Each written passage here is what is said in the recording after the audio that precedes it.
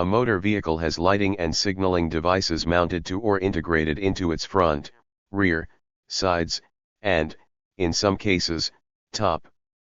Various devices have the dual function of illuminating the road ahead for the driver, and making the vehicle visible to others, with indications to them of turning, slowing or stopping, etc., with lights also indicating the size of some large vehicles.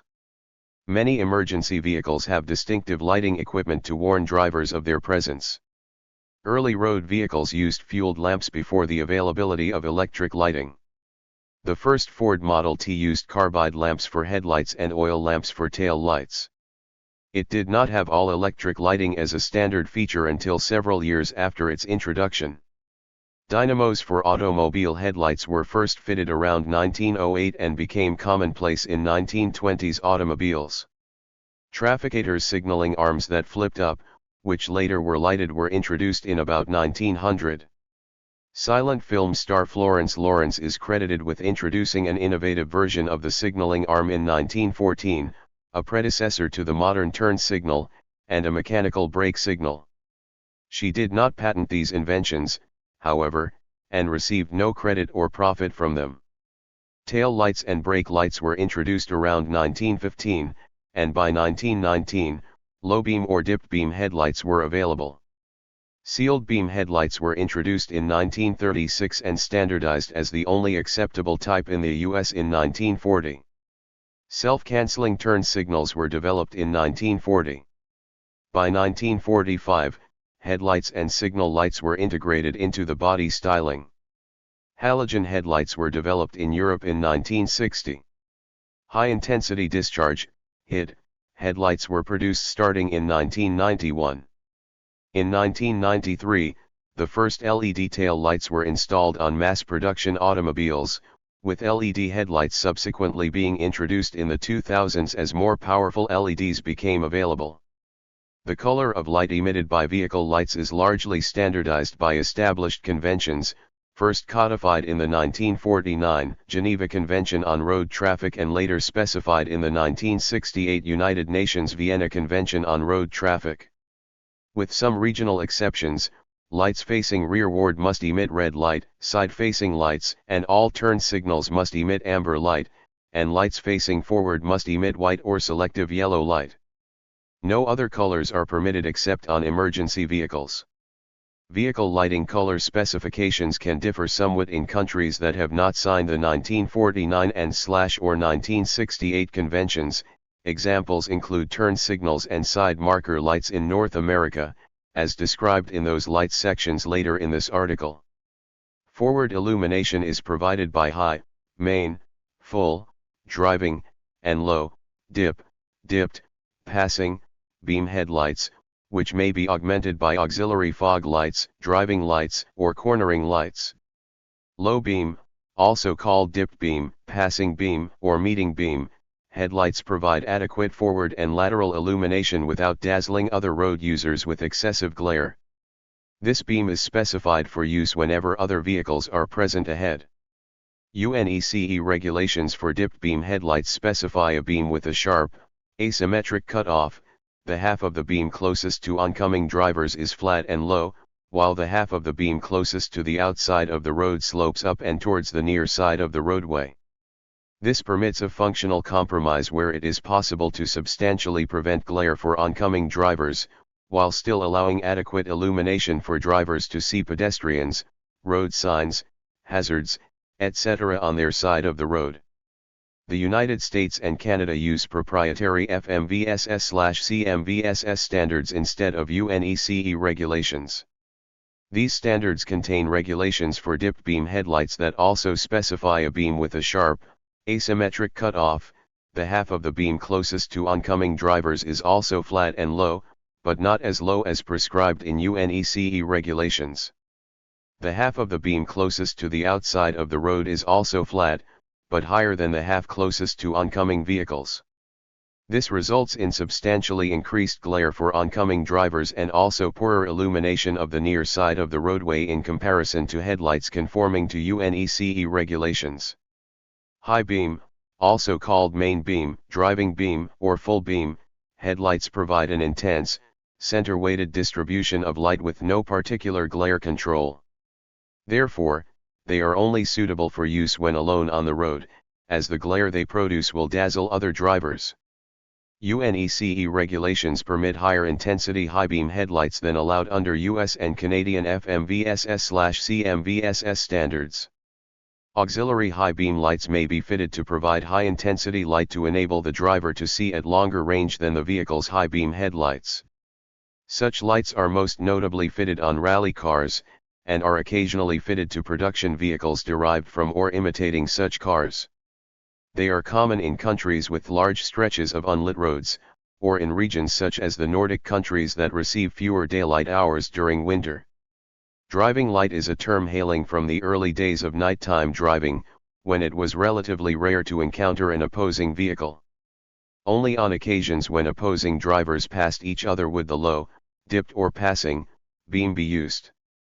The high beam was therefore known as the driving beam, and this terminology is still found in international UN regulations, which do not distinguish between a vehicle's primary, mandatory, and auxiliary, optional, upper/driving beam lights. The driving light term has been supplanted in US regulations by the functionally descriptive term auxiliary high beam light. Many countries regulate the installation and use of driving lights. For example, in Russia, each vehicle may have no more than 3 pairs of driving lights, including the original lights, and in Paraguay, auxiliary driving lights must be off and covered with opaque material when the vehicle is operated in urban areas. Front fog lights provide a wide, bar-shaped beam of light with a sharp cut-off at the top, and are generally aimed and mounted low. They may produce white or selective yellow light, and were designed for use at low speed to increase the illumination directed towards the road surface and verges in conditions of poor visibility due to fog, dust or snow. They are sometimes used in place of dipped beam headlights, reducing glare from fog or falling snow, although the legality of using front fog lights without low beam headlights varies by jurisdiction. In most countries, weather conditions rarely necessitate the use of front fog lights and there is no legal requirement for them, so their primary purpose is frequently cosmetic. They are often available as optional extras or only on higher trim levels of many cars. Since as early as the 2020s, several car manufacturers have noticeably omitted the front fog lights from many of their latest models, as more recent high-tech lighting technologies such as DRLs and LEDs connected to automatic high-beam systems negate the use of fog lights. However, some manufacturers who still offer fog lights as standard equipment in certain model trims have diversified its use to function also as an automatic lighting delay for vehicles, to light up surroundings and roadside curbs after being parked. An SAE study has shown that in the United States, more people inappropriately use their fog lights in dry weather than use them properly in poor weather. Because of this, use of the fog lights when visibility is not seriously reduced is often prohibited in most jurisdictions. For example, in Australia, the driver of a vehicle must not use any fog light fitted to the vehicle unless the driver is driving in fog, mist, or under other atmospheric conditions that restrict visibility. The respective purposes of front fog lights and driving lights are often confused, due in part to the misconception that fog lights are always selective yellow, while any auxiliary light that makes white light is a driving light. Automakers and aftermarket parts and accessories suppliers frequently refer interchangeably to fog lights and driving lights, or fog/driving lights. On some models, cornering lights provide steady intensity white light for lateral illumination in the direction of an intended turn or lane change. They are generally actuated in conjunction with the turn signals, and they may be wired to also illuminate when the vehicle is shifted into reverse gear. Some modern vehicles activate the cornering light on one or the other side when the steering wheel input reaches a predetermined angle in that direction, regardless of whether a turn signal has been activated. American technical standards contain provisions for front cornering lights as well as rear cornering lights. Cornering lights have traditionally been prohibited under international UN regulations, though provisions have recently been made to allow them as long as they are only operable when the vehicle is traveling at less than 40 km per hour, about 25 miles per hour. Police cars, emergency vehicles, and vehicles competing in road rallies are sometimes equipped with an auxiliary spotlight, sometimes called an alley light, in a swivel-mounted housing attached to one or both A-pillars, aimed by a handle protruding through the pillar into the vehicle. Conspicuity devices are lights and reflectors that make a vehicle conspicuous and visible with respect to its presence, position, direction of travel, change in direction, or deceleration. Such lights may light steadily, blink, or flash, depending on their intended and regulated function. Most must be fitted in pairs, one left and one right, though some vehicles have multiple pairs, such as 2 left and 2 right stop lights, and slash or redundant light sources, such as 1 left and 1 right stop light, each containing 2 bulbs. Front position lights, known as parking lights in North America and front side lights in the UK, provide nighttime standing vehicle conspicuity. They are designed to use little electricity so they can be left on when parked for prolonged periods of time. Despite the UK term, these are not the same as the side marker lights described below. The front position lights on any vehicle must emit white light, with the exception of motorcycles, which may have amber front position lights. In the US, Canada, Mexico, Iceland, Japan, New Zealand, and Australia, only if combined with a side marker, South Korea, North Korea, Vietnam, China, Thailand, Cambodia, Laos, and much of the Middle East, they may emit amber light on any vehicle. The city light terminology for front position lights derives from the practice, formerly adhered to in cities like Moscow, London, and Paris, of driving at night in urban areas using these low-intensity lights rather than the vehicle's headlights. In Germany, the STVZO, Road Traffic Licensing Regulations, calls for a different function provided by these lights. With the vehicle's ignition switched off, the operator may activate a low-intensity white light at the front and red light at the rear on either the left or right side. This function is used when parking in narrow unlit streets to provide parked vehicle conspicuity to approaching drivers. This function, which is optional under UN and US regulations, is served passively in the United States by mandatory side marker retroreflectors. Some countries permit or require vehicles to be equipped with daytime running lights, DRLs. Depending on the regulations of the country for which the vehicle is built, these may be functionally dedicated lights, or the function may be provided by the low beam or high beam headlights, the front turn signals, or the front fog lights. Passenger cars and small delivery vans first type approved to UN Regulation 48 on or after February 7, 2011, and large vehicles, trucks and buses, type approved since August 2012, must be equipped with DRLs. Functional piggybacking, such as using the headlights, front turn signals, or fog lights as DRLs, is not permitted. The EU directive requires functionally specific daytime running lights compliant with UN Regulation 87 and mounted to the vehicle in accord with UN Regulation 48. Prior to the DRL mandate, countries requiring daytime lights permitted low-beam headlights to provide that function. National regulations in Canada, Sweden, Norway, Slovenia, Finland, Iceland, and Denmark require hardwired automatic DRL systems of varying specification. DRLs are permitted in many countries where they are not required, but prohibited in other countries not requiring them. Front, side, and rear position lights are permitted, required, or forbidden to illuminate in combination with daytime running lights, depending on the jurisdiction and the DRL implementation. Likewise, according to jurisdictional regulations, DRLs mounted within a certain distance of turn signals are permitted or required to extinguish or dim down to parking light intensity individually when the adjacent turn signal is operating. UN Regulation 87 stipulates that DRLs must emit white light with an intensity of at least 400 candela on axis and no more than 1,200 candela in any direction. In the US, daytime running lights may emit either amber or white light, and may produce up to 7,000 candela. This has provoked a large number of complaints about glare. UK regulations briefly required vehicles first used on or after April 1, 1987 to be equipped with a dim dip device or special low-intensity running lights, except such vehicles as complying fully with UN Regulation 48 regarding the installation of lighting equipment. A dim dip device operates the dipped beam headlights at between 10% and 20% of normal low beam intensity. Running lights permitted as an alternative to dim dip were required to emit at least 200 candela straight ahead, and no more than 800 candela in any direction. In practice, most vehicles were equipped with the dim dip option rather than dedicated running lights. The dim dip systems were not intended for daytime use as DRLs. Rather, they operated if the engine was running and the driver switched on the position lights, called side lights in the UK. Dim dip was intended to provide a nighttime town beam with intensity between that of contemporary parking lights commonly used in city traffic after dark, and dipped beams. The former were considered insufficiently intense to provide improved conspicuity in conditions requiring it, while the latter were considered too glaring for safe use in built-up areas.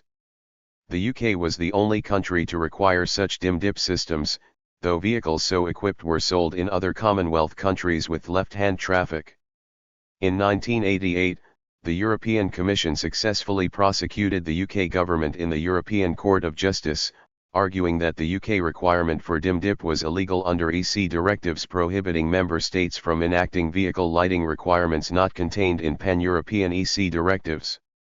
As a result, the UK requirement for dim dip was quashed. Nevertheless, dim dip systems remain permitted, and while such systems are not presently as common as they once were, dim dip functionality was fitted on many new cars well into the 1990s. In the United States, amber front and red rear side marker lights and retroreflectors are required. The law initially required lights or retroreflectors on vehicles manufactured after January 1, 1968. This was amended to require lights and retroreflectors on vehicles manufactured after January 1, 1970. These side-facing devices make the vehicle's presence, position, and direction of travel clearly visible from oblique angles. The lights are wired to illuminate whenever the vehicle's parking lights and tail lights are on, including when the headlights are being used. Front amber side markers in the United States may be wired to flash in synchronous phase or opposite phase with the turn signals, nevertheless, they are not required to flash at all. Side markers are permitted but not required on cars and light passenger vehicles outside the United States and Canada. If installed, they are required to be brighter and visible through a larger horizontal angle than US side markers, may flash only in synchronous phase with the turn signals, but are not required to flash, and they must be amber at the front and rear, except rear side markers may be red if they are grouped, combined, or reciprocally incorporated with another rear lighting function that is required to be red. Australian Design Rule 45/01 provides for two different kinds of side marker light, a type for trucks and other large vehicles producing amber light to the front and red to the rear with no requirement to emit light to the side, intended for showing the overall length of long vehicles from in front and behind a combination, and the US type amber front/red rear lights for passenger cars. Side marker lights can be seen as the successor to cowl lights used on vehicles during the 1920s to 1930s, which were a pair of small lights installed at the top edges of the cowl between the hood and the windshield, and would serve as a reference point for oncoming traffic where the widest part of the body was. These were sometimes used in tandem with fender lights during the same time period, when fenders were separate from the body and only covered the wheels. Direction indicator lights or turn signals, informally known as directional signals, directionals, blinkers, or indicators, are blinking lights mounted near the left and right front and rear corners of a vehicle, and sometimes on the sides or on the side mirrors of a vehicle, where they are called repeaters. They are activated by the driver on one side of the vehicle at a time to advertise intent to turn or change lanes towards that side, or used simultaneously as a hazard warning signal to warn other drivers of a vehicle parked on the road. For many years, turn signals on-off operation was activated by a thermal flasher unit which used a heating element, leaf spring, and a bimetallic strip. When activated by the stock switch on the steering column, the signal lights and heating element turned on. The heat caused the bimetallic strip to bend such that it threw the leaf spring over center, opening the circuit and breaking power to the heating element and the signal lights. When the bimetallic strip cooled down, it would pull the leaf spring back over center in the other direction, closing the contacts and again sending power to the lights and heating element. The cycle would repeat until the power to the thermal flasher was switched off by the stock switch. Thermal flashers gradually gave way to electromechanical relays. One of many control strategies with relay-type flashers is to use a relaxation oscillator chip to generate square waves to the relay coil, causing the relay contacts to open and close.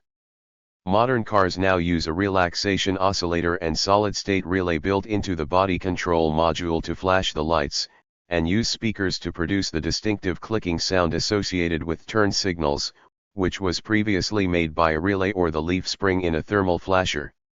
If the stock switch is not moved beyond the fixed left/right position and allowed to flip back, the control module will only flash the lights 3 times. Electric turn signal lights date from as early as 1907. Possibly the first factory installation of illuminated turn signals was on the Talbot 105, as well as the 75 and 95, which used them at the front as well as at the rear from 1932 until 1935. The modern flashing turn signal was patented in 1938, and shortly after, most major automobile manufacturers offered this optional feature before it became mandatory in 1967. As of 2013, most countries require turn signals on all new vehicles that are driven on public roadways. Alternative systems of hand signals were used earlier and remain common for bicycles. Hand signals are also sometimes used when regular vehicle lights are malfunctioning or for older vehicles without turn signals. Some cars from about 1900 to through 1966 used retractable semaphores called trafficators rather than flashing lights. They were commonly mounted high up behind the front doors and swung out to a horizontal position. They were fragile and could be easily broken off, and also had a tendency to stick in the closed or open position. They could be fitted with a fixed or flashing light. After turn signals were introduced, regulations were brought in requiring them and laying out specifications that had to be met. Ultimately, standards governed minimum and maximum permissible intensity levels, minimum horizontal and vertical angles of visibility, and minimum illuminated surface area, to ensure that they are visible at all relevant angles, do not dazzle those who view them, and are suitably conspicuous in all conditions ranging from full darkness to full direct sunlight. In most countries, cars must be equipped with side-mounted turn signal repeaters to make the turn indication visible laterally, i.e., to the sides of the vehicle, rather than just to the front and rear of the vehicle. These are permitted, but not required in the United States and Canada. As an alternative in both the United States and Canada, the front amber side marker lights may be wired to flash with the turn signals, but this is not mandatory. Mercedes-Benz introduced side turn signal repeaters integrated into the side view mirrors in 1998, starting with its facelift D-Class, W210. Since then, many automakers have been incorporating side turn signal devices into the mirror housings rather than mounting them on the vehicle's fenders. Some evidence suggests that mirror-mounted turn signals may be more effective than fender-mounted ones. Turn signals are required to blink on and off, or flash, at a steady rate of between 60 and 120 pulses per minute, 1 to 2 Hz. International UN regulations require that all turn signals flash in simultaneous phase. US regulations permit side marker lights wired for side turn signal functionality to flash in opposite phase. An audio and/or visual telltale indicator is required, to advise the driver when the turn signals are activated and operating. This usually takes the form of one green light on the dashboard on cars from the 1950s or older, or two green indicator lights on cars from the 1960s to the present, and a rhythmic ticking sound generated electromechanically or electronically by the flasher. It is also required that the vehicle operator be alerted by much faster or slower than normal flashing in the event a turn signal light fails. Turn signals are, in almost every case, activated by a horizontal stalk protruding from the side of the steering column, though on some vehicles it protrudes from the dashboard. The driver raises or lowers the outboard end of the stalk in accord with the clockwise or anti-clockwise direction the steering wheel is about to be turned. In left-hand drive vehicles, the turn indicator stalk is usually located to the left of the steering wheel. In right-hand drive vehicles, there is less consistency, it may be located to the left or to the right of the steering wheel. Regulations do not specify a mandatory location for the turn signal control, only that it be visible and operable by the driver, and at least in North America that it be labeled with a specific symbol if it is not located on the left side of the steering column. The international UN regulations do not include analogous specifications. Virtually all vehicles, except many motorcycles and commercial semi-tractors, have a turn indicator self-canceling feature that returns the lever to the neutral, no signal, position as the steering wheel approaches the straight-ahead position after a turn has been made. Beginning in the late 1960s, using the direction indicator lights to signal for a lane change was facilitated by the addition of a spring-loaded momentary signal on position just shy of the left and right detents. The signal operates for however long the driver holds the lever partway towards the left or right turn signal detent. Some vehicles have an automatic lane change indication feature, tapping the lever partway towards the left or right signal position and immediately releasing it causes the applicable turn indicators to flash 3 to 5 times. Some transit buses, such as those in New York, have turn signals activated by floor-mounted momentary contact foot switches on the floor near the driver's left foot, on left-hand drive buses. The foot-activated signals allow bus drivers to keep both hands on the steering wheel while watching the road and scanning for passengers as they approach a bus stop. New York City transit bus drivers, among others, are trained to step continuously on the right directional switch while servicing a bus stop, to signal other road users they are intentionally dwelling at the stop, allowing following buses to skip that stop. This method of signaling requires no special arrangements for self-cancellation or passing. Sequential turn signals are a feature on some cars, wherein the turn signal function is provided by multiple lit elements that illuminate sequentially rather than simultaneously. The visual effect is one of outward motion in the direction of the intended turn or lane change. Sequential turn signals were factory fitted to 1965, 1971 model Ford Thunderbirds, 1967 to 1973 Mercury Cougars, Shelby Mustangs between 1967 and 1970, 1969 Imperials, the Japanese market 1971 to 1972 Nissan Cedric, Nissan Laurel and Nissan Bluebird, some Volkswagen, Audi, Seat, Skoda and Porsche models, Toyota CHR, some Peugeots and Ford Mustangs since 2010. Two different systems were employed. The earlier, fitted to the 1965 through 1968 Ford-built cars and the 1971 to 1972 Nissan Cedric, employed an electric motor driving, through reduction gearing, a set of 3 slow-turning cams. These cams would actuate switches to turn on the lights in sequence. Later Ford cars and the 1969 Imperial used a transistorized control module with no moving parts to wear, break, or go out of adjustment. FMVSS 108 has been officially interpreted as requiring all light sources in an active turn signal to illuminate simultaneously. Some vehicles, such as the 2010 and later Ford Mustang, are designed such that the first lit segment of the multi-unit light is considered as the official turn signal, with the segments illuminated afterward considered as auxiliary lights. Other U.S. vehicles with sequential turn signals comply by illuminating all elements of the turn signal simultaneously, before sequentially turning them off.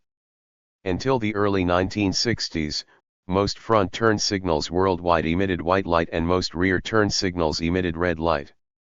The American auto industry voluntarily adopted amber front turn signals for most vehicles beginning in the 1963 model year, though the advent of amber signals was accompanied by legal stumbles in some states and front turn signals were still legally permitted to emit white light until FMVSS 108 took effect for the 1968 model year, whereupon amber became the only permissible front turn signal color.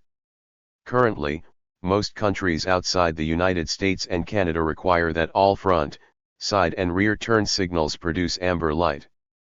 In Belgium, Brazil, Canada, the GCC countries, Israel, Luxembourg, the Netherlands, Switzerland, and the US, the rear signals may be amber or red. Additionally, red turn signals can also be found in countries with trade agreements with the US such as Mexico and South Korea, and New Zealand. Proponents of red rear turn signals have claimed that they are less costly to manufacture, and automakers use the turn signal color as a styling element to differentiate vehicles of different model years. Proponents of amber rear turn signals say they are more easily discernible as turn signals. It has been recognized since the 1960s that amber turn signals are more quickly spotted than red ones.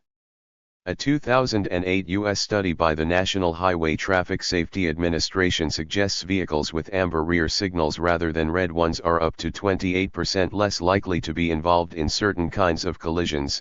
A follow-up 2009 NHTSA study determined there to be a significant overall safety benefit to amber rather than red rear turn signals. U.S. studies in the early 1990s demonstrated improvements in the speed and accuracy of drivers' reactions to the stop lights of vehicles ahead when the turn signals were amber rather than red, and NHTSA determined in 2015 that amber rear turn signals can be provided at comparable cost to red ones. There is some evidence that turn signals with colorless clear lenses and amber bulbs may be less conspicuous in bright sunlight than those with amber lenses and colorless bulbs. The amber bulbs commonly used in turn signals with colorless lenses are no longer made with cadmium glass, since various regulations worldwide, including the European RoHS directive, banned cadmium because of its toxicity. Amber glass made without cadmium is relatively costly, so most amber bulbs are now made with clear glass dipped in an amber coating. With accumulated heat-cool cycles, though, some of these coatings may flake off the bulb glass, or the color may fade. This causes the turn signal to emit white light rather than the required amber light. The International Regulation on Motor Vehicle Bulbs requires manufacturers to test bulbs for color endurance. However, no test protocol or color durability requirement is specified. Discussion is ongoing within the Groupe de Rapporteurs d'Éclairage, the UNES Working Group on Vehicular Lighting Regulation, to develop and implement a color durability standard. Rather than using an amber bulb, some signal lights contain an inner amber plastic enclosure between a colorless bulb and the colorless outer lens. Conspicuity for the rear of a vehicle is provided by rear position lights, also called tail lights. These are required to produce only red light and to be wired such that they are lit whenever the front position lights are lit, including when the headlights are on. Rear position lights may be combined with the vehicle's stop lights or be separate from them. In combined function installations, the lights produce brighter red light as stop lights and dimmer red light as rear position lights. Regulations worldwide stipulate minimum intensity ratios between the bright, stop, and dim, position, modes, so that a vehicle displaying rear position lights will not be mistakenly interpreted as showing stop lights and vice versa. Red steadily lit rear lights, brighter than the rear position lights, are activated when the driver applies the vehicle's brakes and warn vehicles behind to prepare to stop. These are formally called stop lamps in technical standards and regulations and in the Vienna Convention on Road Traffic, though they are often informally called brake lights. They are required to be fitted in multiples of 2, symmetrically at the left and right edges of the rear of every vehicle. International UN Regulations No. 7 specify a range of acceptable intensity for a stop light of 60 to 185 candela. In North America, where the UN regulations are not recognized, the acceptable range for a single compartment stop light is 80 to 300 candela. In the United States and Canada since 1986, in Australia and New Zealand since 1990, and in Europe and other countries applying UN Regulation 48 since 1998, a central stop, brake, light mounted higher than the vehicle's left and right stop lights is also required. The so-called center high mount stop lamp, or CHMSL, pronounced /TMZL/, is sometimes informally called the center brake light, the third brake light, the eye level brake light, the safety brake light, or the high-level brake light. The CHMSL may use one or more filament bulbs or LEDs, or a strip of neon tubing as its light source. The CHMSL is intended to provide a warning to drivers whose view of the vehicle's left and right stop lights is blocked by interceding vehicles. It also provides a redundant stop light signal in the event of a stop light malfunction. In North America, where rear turn signals are permitted to emit red light, the CHMSL also helps to disambiguate brake lights from rear position lights and turn signal lights. The CHMSL is generally required to illuminate steadily and not permitted to flash, though U.S. regulators granted Mercedes-Benz a temporary 24-month exemption in January 2006 to the steady light requirement to evaluate whether a flashing CHMSL provides an emergency stop signal that effectively reduces the likelihood of a crash. On passenger cars, the CHMSL may be placed above the back glass, affixed to the vehicle's interior just inside the back glass, or integrated into the vehicle's deck lid or into a spoiler. Other specialized fitments are sometimes seen.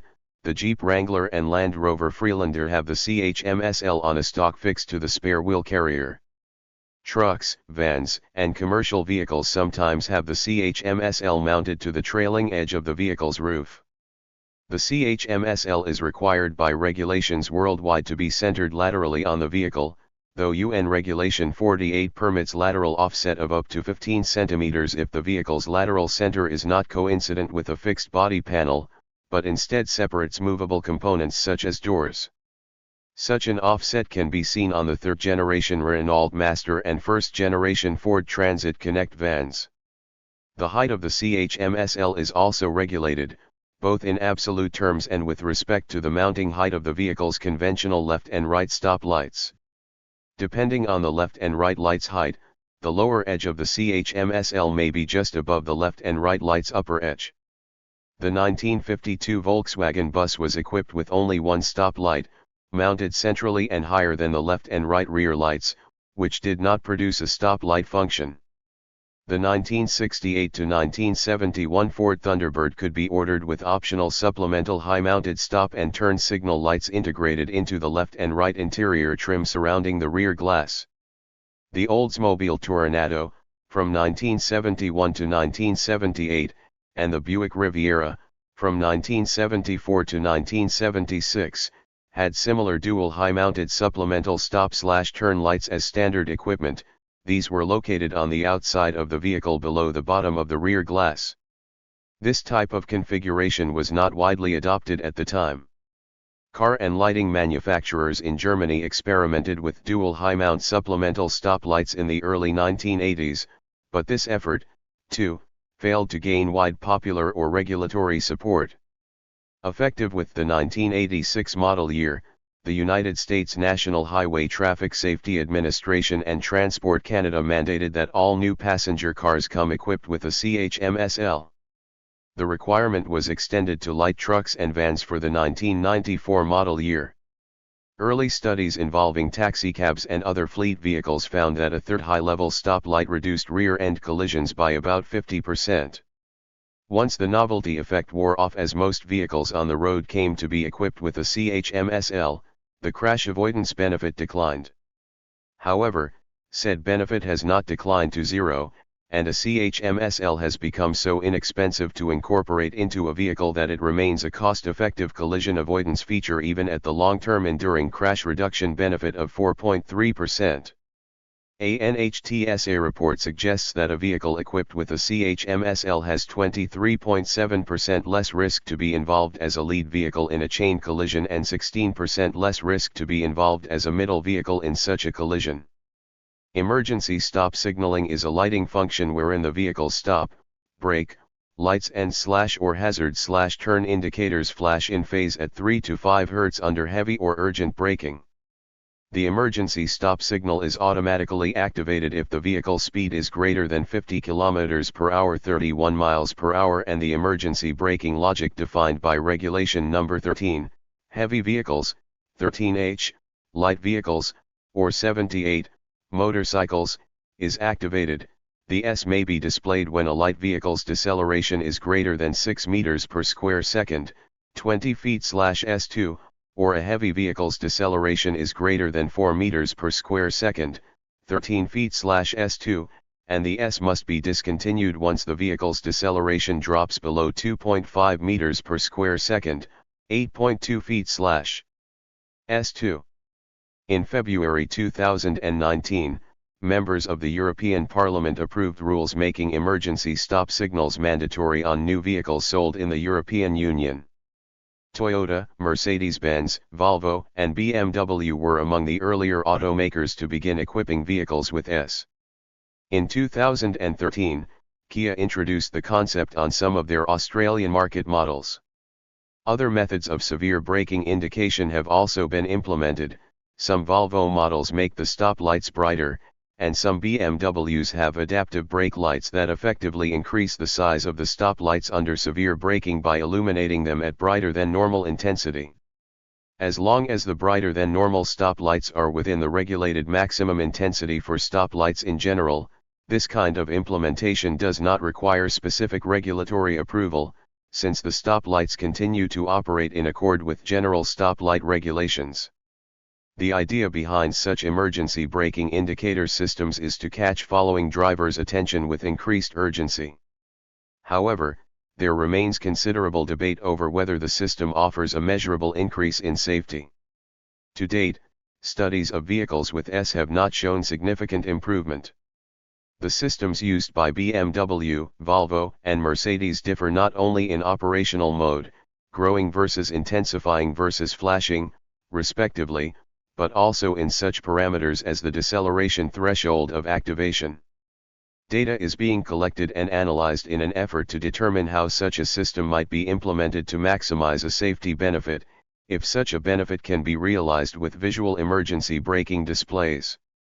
An experimental study at the University of Toronto has tested stop lights which gradually and continuously grow in illuminated area with increasing braking.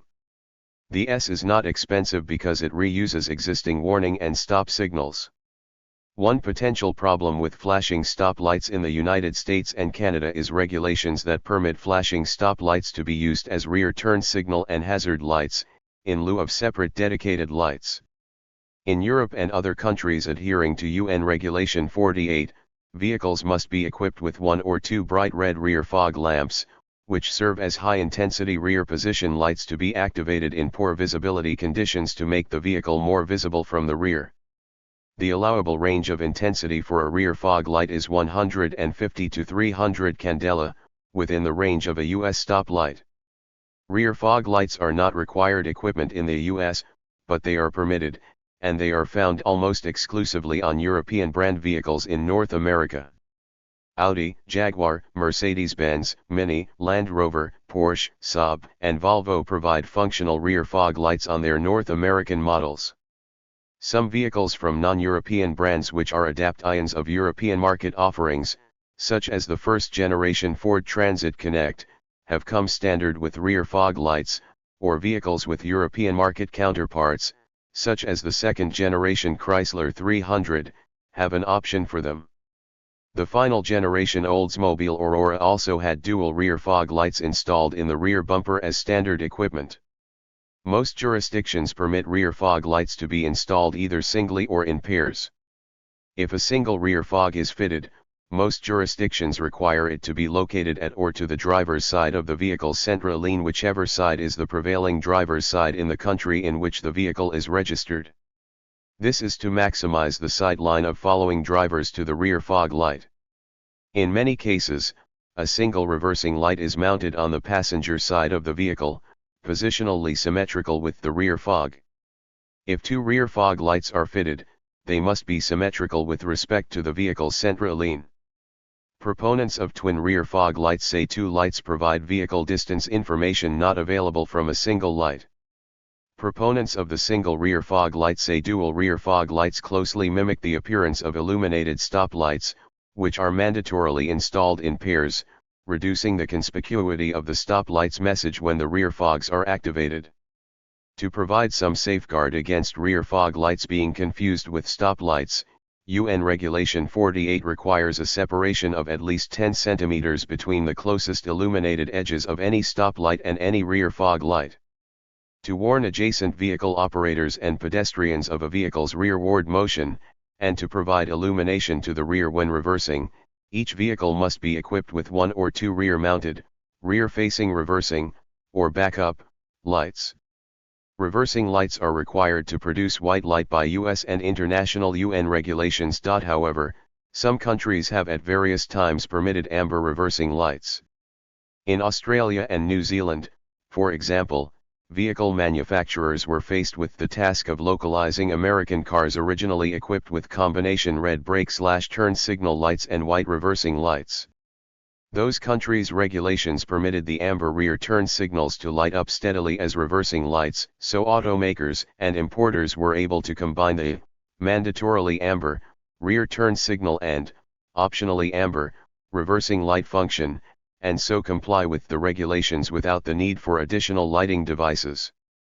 Both countries now require white reversing lights, and the combination amber turn/reverse light is no longer permitted on new vehicles. The U.S. state of Washington currently permits reversing lights to emit white or amber light.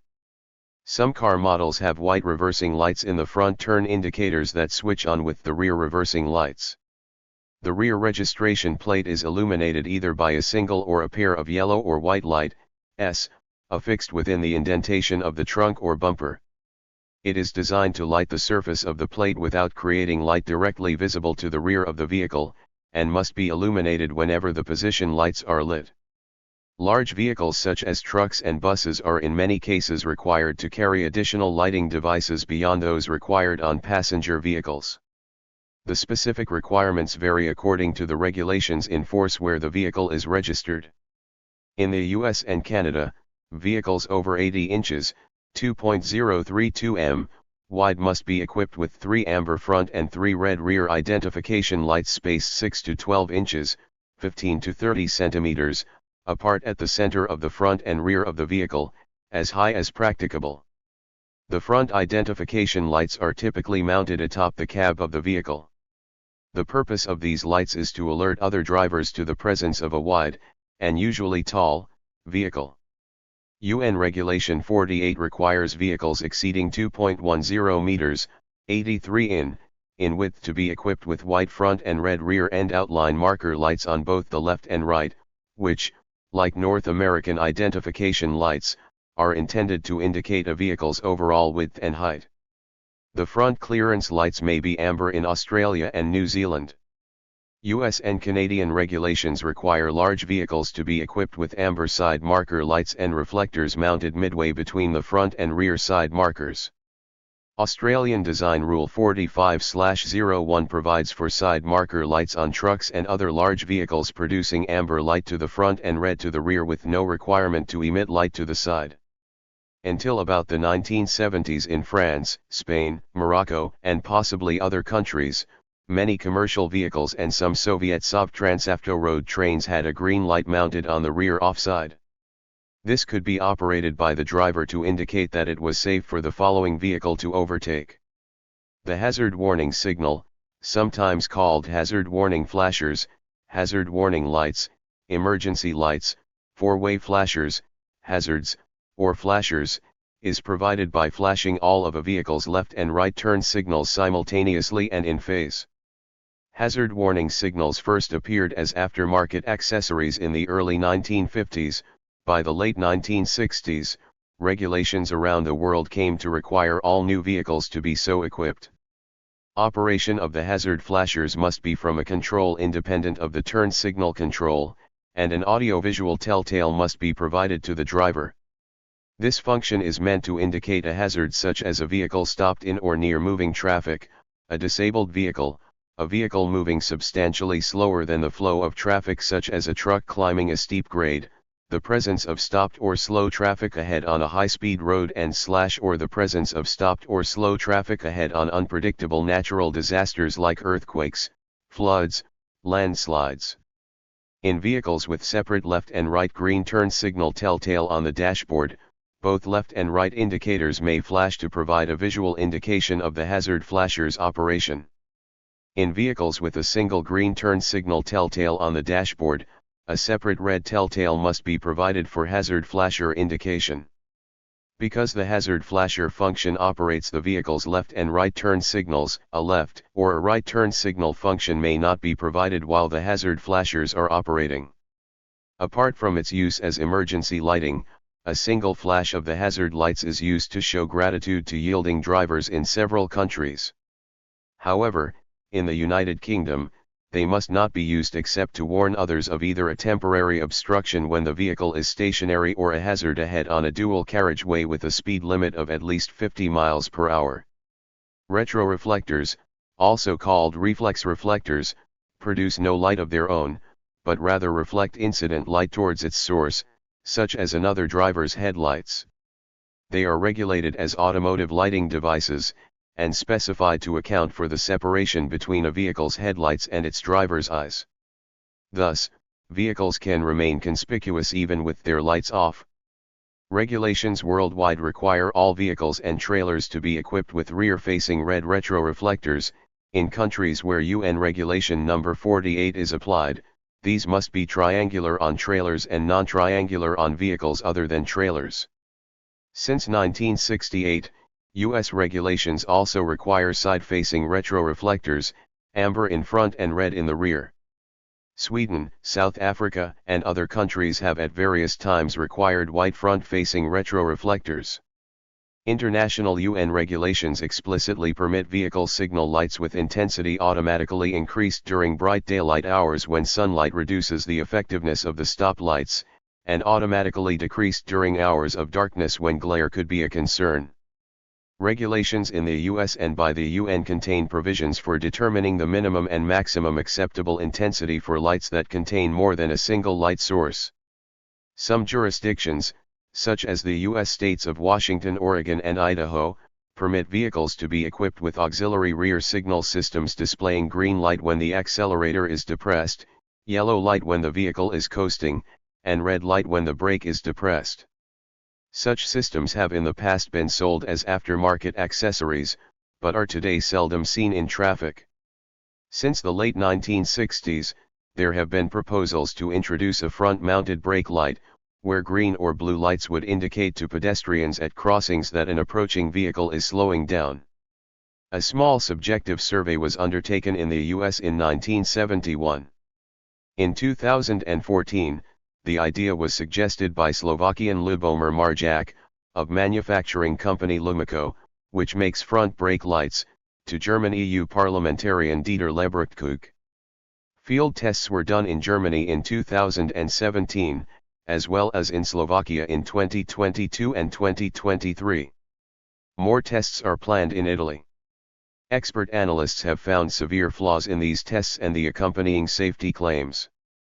Front brake lights were demonstrated in concept cars including the 1967 Explorer 4 and the N1969 Explorer V designed by Rome and Haas to showcase the potential applications for their plexiglass material, as well as in the GFG-style Sibylla GG80 designed by Giorgetto Giugiaro and shown at the Mondial Paris Motor Show in 2018. The only production car to feature a built-in front brake light, as of 2023, was the Bricklin SV1 of 1974. The U.S. National Highway Traffic Safety Administration, among other bodies, has commissioned studies of vehicle signal systems and configurations to determine the most promising avenues and best practices for enhanced crash avoidance via optimized vehicle conspicuity and signal lighting systems. Most cars have at least one dome light, or courtesy light, located in or near the ceiling of the passenger compartment, to provide illumination by which to fasten seat belts and enter or exit the car. These often have an option to automatically switch on when the front, or any, passenger doors are opened. Many vehicles have expanded this feature, causing the overhead interior light to remain on after all doors are closed, allowing passengers to fasten seat belts with added illumination. The extended lighting cycle usually ends when the vehicle's ignition has begun, or a gradual reduction in light emitted after a couple of minutes if the car is not started, called theater lighting. Interior lighting has been added on some vehicles at the bottom edge of the dashboard, illuminating the floor for front passengers, or underneath the front seats at the rear, illuminating the floor for rear passengers. This type of convenience lighting approach is also sometimes used to illuminate interior or exterior door handles, exterior step running boards, or electric window switches. LED light sources appear increasingly as interior convenience lights in various locations, especially with finely focused lighting on console control surfaces and in cabin storage areas. Map lights are aimed at specific passenger positions and allow for reading without glare distraction to the driver. Some vehicles have approach lighting or puddle lights, lights that illuminate the ground outside the doors, in the exterior mirrors or lower edges of the doors, as well as interior lighting activated via key fob. Many cars have lights in the trunk, the engine compartment, the glove box, and other storage compartments. Modern pickup trucks usually have one or more white cargo lights that illuminate the bed of the truck, often controlled in conjunction with the interior dome lighting. Most gauges and controls on a dashboard in modern vehicles are illuminated when the headlights are turned on, and the intensity of light can be adjusted by the driver for comfort. Saab automobiles, for example, have an aircraft-style night panel function that shuts off all interior illumination save for the speedometer, unless attention is called to a critical situation on another gauge, to improve the driver's night vision. Emergency vehicles such as fire engines, ambulances, police cars, snow removal vehicles, and tow trucks are usually equipped with intense warning lights of particular colors. These may be motorized rotating beacons, xenon strobes, or arrays of LEDs. The prescribed colors differ by jurisdiction. In most countries, blue and red special warning lights are used on police, fire, and medical emergency vehicles. In the United States and some other jurisdictions, amber lights are for tow trucks, private security personnel, construction vehicles, and other non-official special service vehicles, while volunteer firefighters use red, blue, or green, depending on jurisdiction. In the U.S. it is a violation of the Department of Transportation, Uniform Vehicle Code for any non-emergency vehicle, police/fire/ambulance, to operate forward-facing red lights of any kind. Cars in the U.S. only have red tail lights, and no blue lights. A vehicle displaying a red, forward-facing, light, flashing or not, coming towards a driver, or from behind the driver, in rear-view mirror, indicates that an official emergency vehicle is coming, requiring the driver to yield, pull off to the side of the road, or otherwise get out of its way. Some U.S. states allow emergency vehicles to have blue lights that can be turned on to warn drivers of an emergency vehicle in action. Blue and red lights can be combined, forward and or rear facing. In the UK, doctors may use green warning lights, although these do not allow the user to claim any exemption from road traffic regulations, compared to the blue lights used by statutory emergency services when responding to calls. Special warning lights, usually amber, are also sometimes mounted on slow or wide vehicles such as mobile cranes, excavators, tractors, and even mobility scooters in certain conditions. Standard taxicabs for street hire are distinguished by special lights affixed to the vehicle's roof in accordance with local regulations. They may have an illuminated taxi sign, a light to signal that they are ready to take passengers, or off-duty, or an emergency panic light the driver can activate in the event of a robbery to alert passers-by to call the police. Depending on local regulations, the taxi sign may also be required to display a number identifying the vehicle. The incandescent light bulb was for a long time the only light source used in automotive lighting. Incandescent bulbs are still commonly used in turn signals to stop hyperflashing of the turn signal flashers. Many types of bulbs have been used. Standardized type numbers are used by manufacturers to identify bulbs with the same specifications. Bases may be bayonet type with one or two contacts, plastic or glass wedges, or dual wire loops or ferrules used on tubular festoon lights. Screw base lights are never used in automobile applications due to their loosening under vibration. Signal lights with internal or external colored lenses use colorless bulbs. Conversely, lights with colorless lenses may use red or amber bulbs to provide light of the required colors for the various functions. Typically, bulbs of 21 to 27 watts producing 280 to 570 lumens, 22 to 45 mean spherical candle power, are used for stop, turn, reversing and rear fog lights, while bulbs of 4 to 10 W, producing 40 to 130 lm, 3 to 10 mscp, are used for tail lights, parking lights, side marker lights and side turn signal repeaters. Tungsten halogen lights are a very common light source for headlights and other forward illumination functions. Some recent vehicles use small halogen bulbs for exterior signaling and marking functions, as well. The first halogen light approved for automotive use was the H1, which used 55 watts producing 1,500 lumens and was introduced in Europe in 1962. Since 1993, light-emitting diodes, LEDs, have increasingly been used in automotive lighting. They offer a very long service life, extreme vibration resistance, high color durability, high efficiency, lumen/watt, and can benefit from considerably more compact packaging compared to most bulb-type assemblies. LEDs also offer a potential safety benefit when employed in stoplights. When power is applied, they rise to full intensity approximately 250 milliseconds, 1/4 second, faster than incandescent bulbs. This effectively instant rise time theoretically provides following drivers more time to react to the stoplight signal, but has not been shown to make cars with LED stoplights less likely to be struck from behind.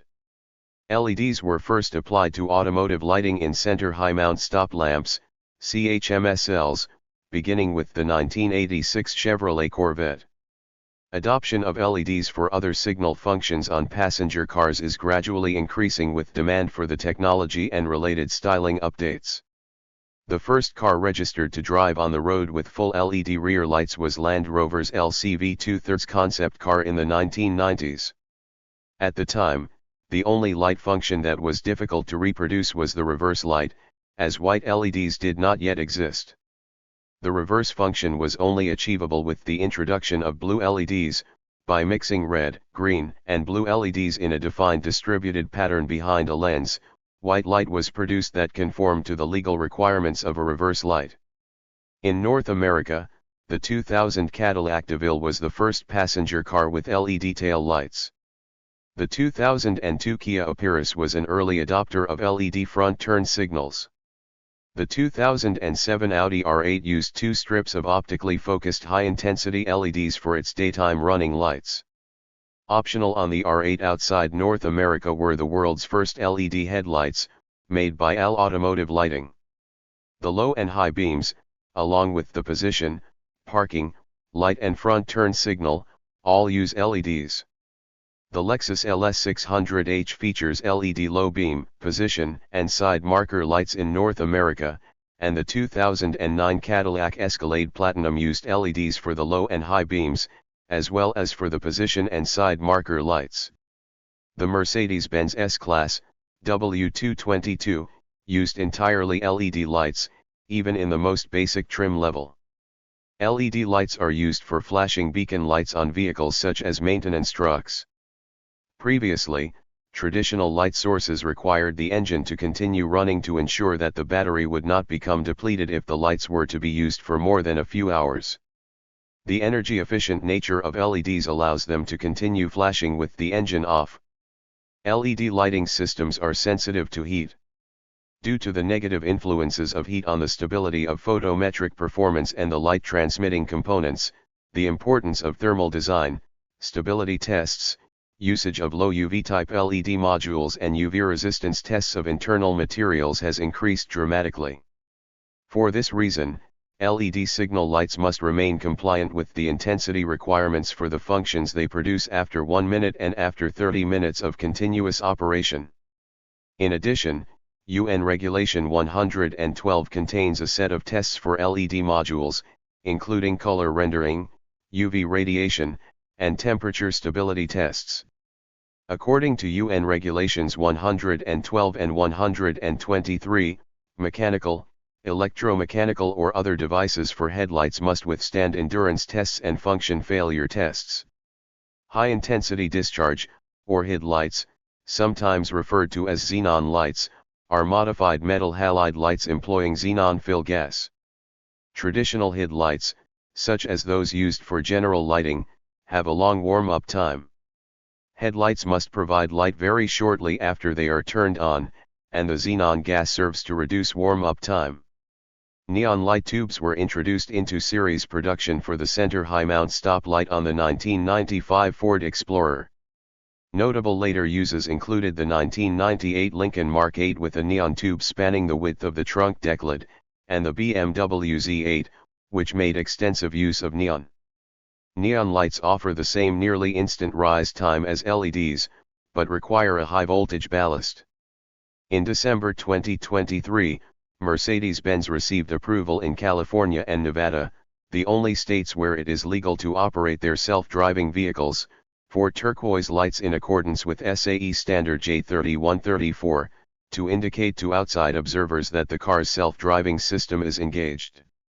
Mercedes is the first car manufacturer to equip their self-driving vehicles with such lights. In distributive light systems, the light from a single source is sent via optical fibers or light guides to wherever it is needed in the automobile.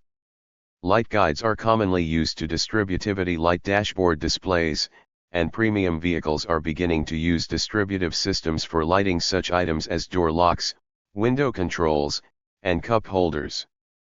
Distributive exterior lighting has also been explored, with high-intensity central light sources. Thank you for watching this video.